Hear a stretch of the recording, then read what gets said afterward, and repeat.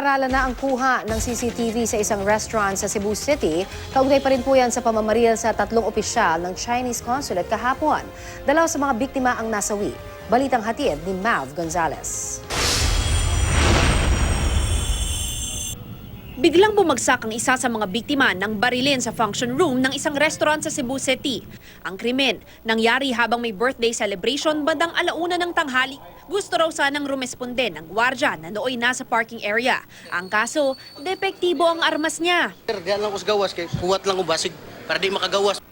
3 consul ng Chinese Consular Office ang nabaril, 2 sa kanila patay. Ang protocol officer na si Sun Shan at finance officer na si Si Hui Li. Sugatan naman ang Chinese Consul General na si Song Ruhua na isinugod sa ospital.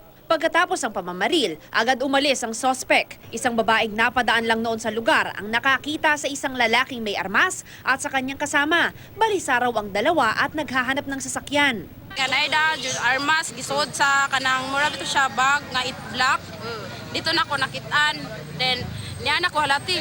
Nalugi na siya pusilting kung ninadagan mi. Na-recover ang isang caliber 45. Sa follow-up operation ng pulisya, pumunta sila sa Chinese Consular Affairs sa Cebu Business Park at doon nadatnan ang retired consul na si Gao Jing at asawang si Li Qingling.